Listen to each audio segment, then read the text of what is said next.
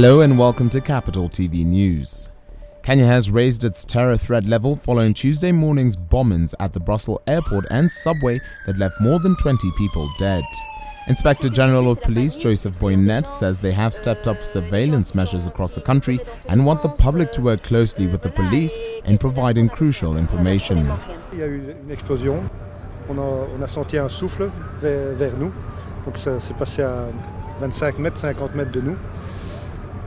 Et puis on a vu passer plein de gens couraient, j'ai entendu Allahu Akbar, et puis bon voilà, ça s'est passé très vite. À un moment donné, on a entendu une explosion à notre gauche, on a vu le mur se fissurer et du grabat tomber. Ensuite, il y a eu un moment de silence, même pas 30 secondes après, on s'est retourné pour courir, il y a une deuxième qui a explosé. Et puis on a vu des vitres voler, il y avait de la fumée. Et au moment où on court pour aller vers la vitre, là il y a eu une troisième explosion. Donc j'étais juste en dessous de la porte, je me suis mise comme ça. On est sorti et là on a vu il y avait des blessés par terre. Il y avait une dame qui était allongée avec je pense qu'il avait une fracture ouverte et au niveau de la tête. J'ai juste pris un essuie de la valise pour lui serrer et j'ai laissé ça comme ça. Deputy President William Ruto and former radio host Joshua Arap Sang will know their fate of their trial before the International Criminal Court on April the 5th. DP Ruto and Sang want the cases terminated, citing lack of sufficient evidence by the Office of the Prosecutor to prove their culpability. Ruto's defense outlined 5 reasons why the DP should be acquitted of his charges against him, which include the prosecutor's failure to produce evidence of an organization dubbed the Network, which was key to its case. Ruto's defense lawyer has always argued that the post-election violence of 2007 and 2008 was spontaneous and a natural reaction to perceptions that the elections were rigged rather than an organized event.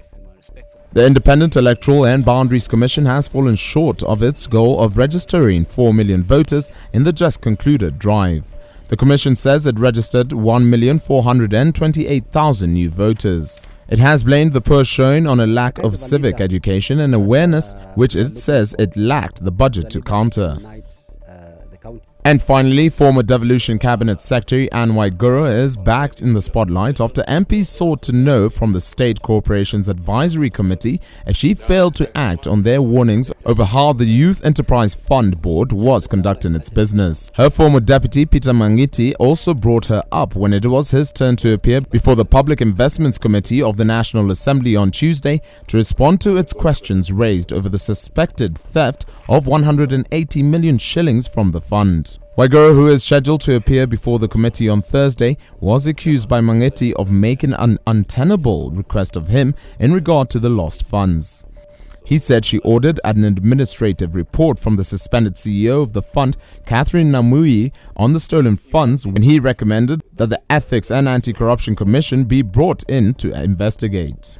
With regard to the former CS asking me to get an admin report, and I think I've mentioned there that I found it rather odd because, for one, the acting CEO had been suspended by, to me, what is a proper administrative action of the board. And that letter was copied to her. So I only assume that even as he was writing this, it was within her knowledge that the acting CEO